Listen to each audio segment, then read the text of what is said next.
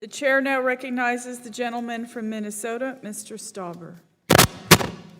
Thank you, Chairwoman Holland and Ranking Member Curtis, for allowing me the opportunity to testify in H.R. 1475, the Lottery Act.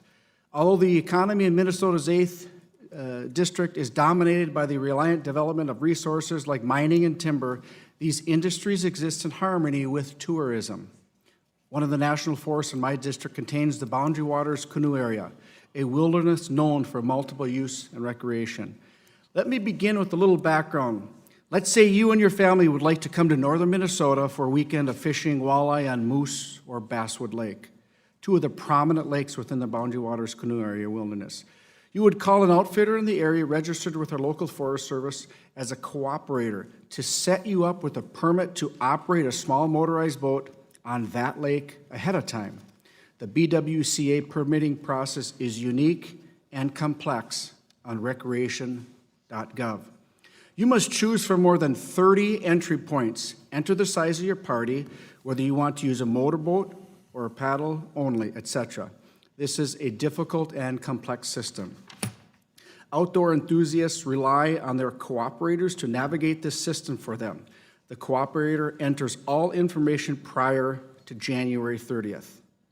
When 10 a.m. on January 30th hits, the lottery system on recreation.gov would allocate permits in a random and fair manner.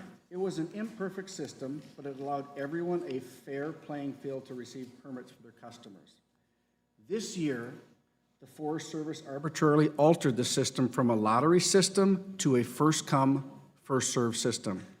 Instead of allowing folks to sign up for their desired permits ahead of time, cooperators and individuals now had to all simultaneously log on to recreation.gov at 10 a.m. on January 30th.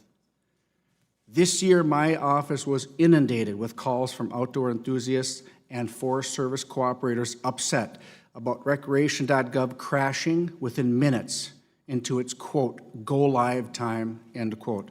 Only about 1,400 of the tens of thousands of available permits were allocated. To compound the issue, rural broadband access is difficult in my district.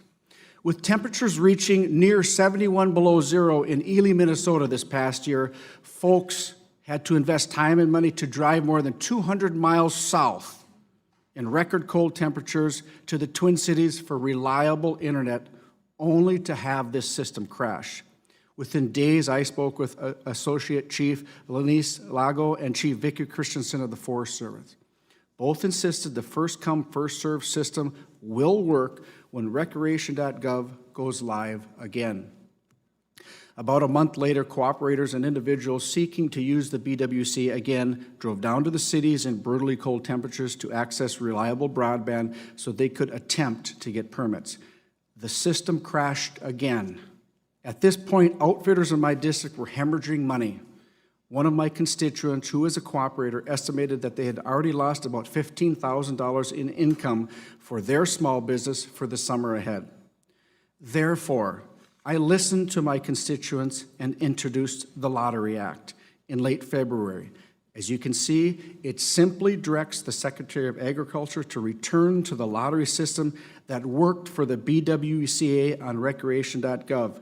I introduced this bill after holding multiple roundtable and listening sessions in the area, ensuring cooperators and outdoor enthusiasts were able to offer input.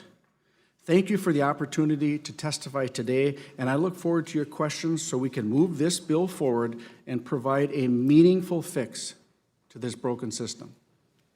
Thank you. And I yield back. Thank you, Mr. Stauber. The chair recognizes Ranking Member Curtis. Thank you, Madam Chair. Mr. Stauber, just one quick question. Is there a Senate companion bill for this?